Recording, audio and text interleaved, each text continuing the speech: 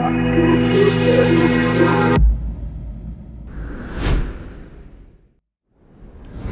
hey everyone, welcome to our first Tuesday devotion video. There's going to be one of these each week with just a short video from one of your leaders talking about something to do with life following Jesus, to do specifically with you following Jesus. And we're going to be able to talk about that together in our small groups on Friday as well.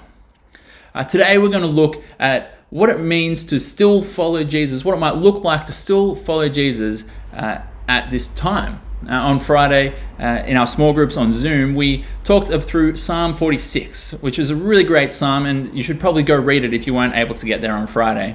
But it talks about God still being with us, God promising that He's near, even in trouble. Now, you can definitely count this time of life as trouble. Things are crazy. I'm not sure what has changed for you lately. Maybe school is in your dining room instead of actually at school now. Maybe your sport has kind of been cancelled, maybe forever. Who knows how long this is going to go? And, you kind of just can't leave your house anymore. It's crazy. So much has been flipped around, and so many questions come up about what following God looks like in all of this. And even if, like Psalm 46 says, we know that God is near, that God is close to us, what do we do? What does life look like?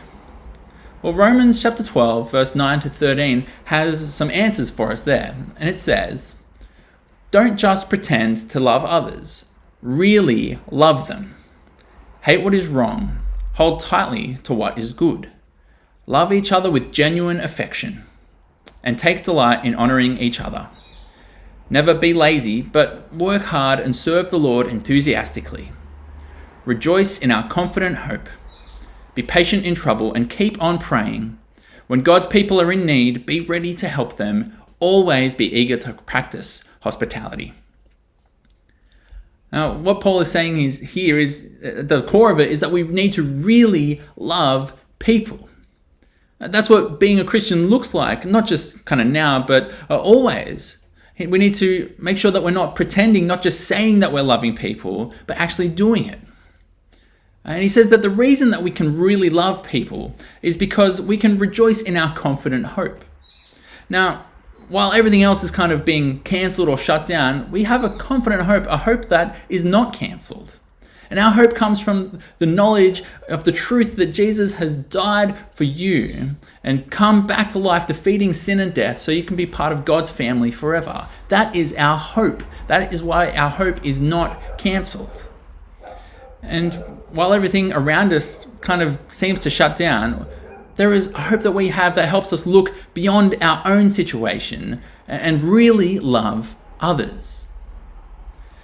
Now, it seems like kind of easy advice to follow, just love people, right? But the way we usually do that has kind of changed, because I would usually just go to someone's house and hang out with them, or meet up with them somewhere and see how they're going, or help them do something. But, those things are illegal now, so there's no doing those. So what can you do now to really love people? Well, here's just 2 tips about what you might be able to do to really love people. First, love the people you're locked down with. Now, especially at the moment with this lockdown, not being able to get outside, you're going to be seeing a lot of a couple of people, and they're your family. And I know that it's tricky when you're kind of stuck in such a tight place with people for so long, but you need to make sure you're really loving your family. And this might look like spending some time with a brother or sister, even if, they're a bit annoying, playing a game with them, keeping them occupied for a bit. It might look like just giving up the control of the Netflix for a while and letting someone else choose what you watch. Or it might even look like just doing the dishes without your mum and dad asking. They need to be loved as well throughout all of this. So that's the first one. Love the people you're locked down with.